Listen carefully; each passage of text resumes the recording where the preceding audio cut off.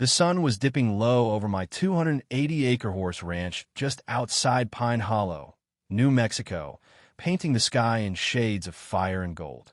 My name's Jack Ramsey, 41 years old, and this land, this sprawling patchwork of dust, sweat, and dreams is all I've got.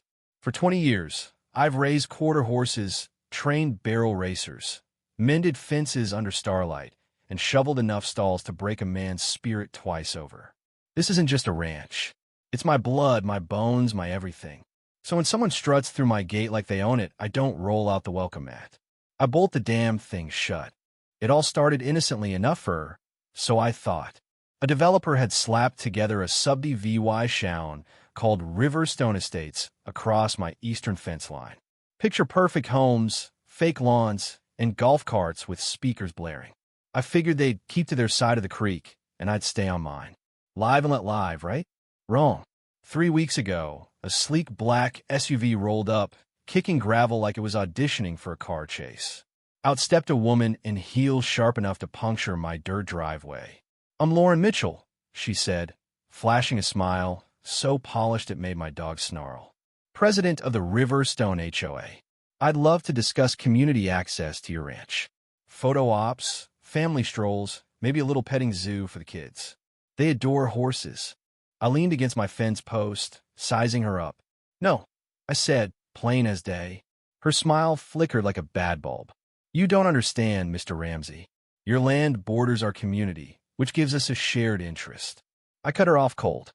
"You don't own a single blade of grass past that fence, Lauren. This is a working ranch, not your HOA's Instagram backdrop." Her face tightened, and I swear I heard her heels grind into the dirt. "There are zoning laws, Jack. Shared access rights. Think about it." I did. Then I added a heavy wire lock to my gate and rigged up cameras that could catch a coyote sneezing at midnight. But Lauren didn't take no for an answer. First came the letters, formal ones, on crisp HOA letterhead, demanding community cooperation. Then the county got anonymous complaints claiming I was running an unlicensed business. I got permits stacked thicker than my hay bales, but it still took 3 days and a chunk of lawyer fees to untangle that mess. Next, the fire department showed up, sniffing around my barns like I was storing dynamite instead of feed. "Hazardous hay stacking," they said, citing another tip. Then the real gut punch. 3 clients pulled their kids from my riding lessons. One sent me a forwarded email, no sender, just venom. "Saw this ranch mistreats animals. Stay away." Saw my ranch hand, Diego, found a note on his truck that chilled me more than a winter storm. "Saw a good guy like you shouldn't sink with this place. Gout." Saw Diego's tough raised on rodeo circuits. Never flinched at a bucking stallion, but that note shook him. "She's playing dirty, boss," he said, eyes narrow. "You think?" I muttered, already dialing my lawyer. Lauren wasn't done. She showed up again, this time with 2 HOA lackeys clutching folders like they were Sayre VYing court papers. She marched to my gate like she was storming a castle. "We've documented violations, Jack," she said, voice dripping with fake concern. "Denying community access could force us to pursue legal action. County guidelines allow shared use of adjacent private roads." I laughed loud and sharp. "You're threatening a guy who wrestles 1,200-pound horses before breakfast. You think your clipboard scares me?" Her eyes flashed. "You've made your choice." Damn right I had. That night, I called my lawyer, Hank, a man as gruff as barbed wire and twice as sharp. I handed him everything: camera footage, emails, voicemails of Lauren screeching into my intercom at dawn. He barely blinked. "Time to hit back, Jack." The next morning, Hank dug into the county records and struck gold. An application to rezone a 40-foot easement along my east fence from private agricultural to shared community access. Lauren's signature was scrawled at the bottom. We didn't just file a lawsuit. We declared war. Saw Ramsey versus Riverstone HOA saw charges of business interference, defamation, harassment, and zoning fraud. This wasn't about defense anymore. It was about making her pay. For 2 weeks, the HOA went quiet. Then they tried a PR stunt, flyers stuffed in mailboxes, bleating about community unity and selfishness DVY dingus. They even booked the local library for a neighborhood dialogue. Cute move. So I showed up, Hank at my side, carrying a stack of zoning maps and a USB drive loaded with truth.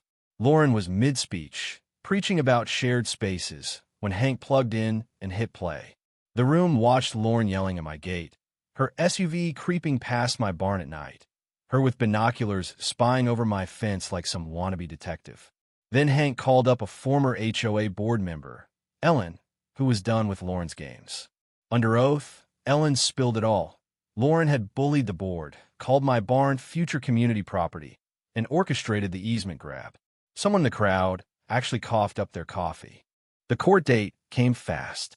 Lauren swept in with 3 lawyers in slick suits and a peach blazer that screamed, "I'm the VY Tim here."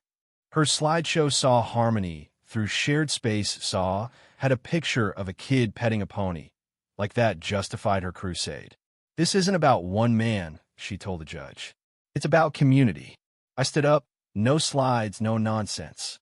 "I'm Jack Ramsey. I've spent 20 years building this ranch. It's honest work," and she tried to burn it down with lies. Hank laid out every piece of EVY Denke, the zoning form, the harassment, the sabotage. When the footage played again, Lauren's face crumpled like her world was unraveling. The gavel fell hard. The HOA was barred from my land forever. Lauren was stripped of her title and referred for a zoning fraud investigation. And me? I walked away with due law $400,000 in damages. But I wasn't done. I carved a cedar sign and bolted it above my gate's keypad. Saw private property. Photos with horses. Due law $11,000 per second. Karens will be mulched. Saw the next day, Lauren's SUV slowed by, her face frozen as she read it. Then she peeled out, tires screaming. Word spread like wildfire. A blogger picked up the story, saw the ranch that crushed the HOA, and suddenly, folks were knocking, wanting pictures, the whole tale. I leaned into it, started a Justice Trail tour for due law 20 ahead. A kid on a school trip pointed at my barn and asked, "Is that where the EVYL HOA lady tried to steal your land?" I grinned. "Right there, kid. That's where she learned fences work both ways." Weeks later, I threw the first No Karen Ranch Bash saw. Hay bales for seats, a bluegrass band called Saw Gatekeepers, tearing it up, brisket sizzling for hours. Diego built a spinning metal sculpture of a woman in a blazer, clutching a clipboard. You could ride it like a mechanical bull. Every time someone got tossed, the crowd roared, "Denied." Even the mayor showed up, sipped sweet tea, took a spin, and raised a glass to fences, freedom, and never letting a clipboard run your life. For the first time in years, I felt peace. Then one morning, a boy and his mom, new to town, wandered up. He stared at me, dead serious, and said, "You're the guy who beat the clipboard lady, right?" I smirked. "Guilty." He nodded like I'd handed him the keys to the universe. "When I grow up, I'm building a ranch just like yours with a sign that says no HOAs allowed." I knelt down.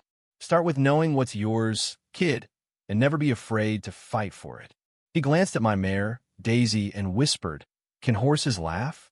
I looked over, and I swear Daisy let out a snort so sassy it could have been a cackle. "Sometimes, kid. Sometimes they do." Was this justice or just sweet revenge?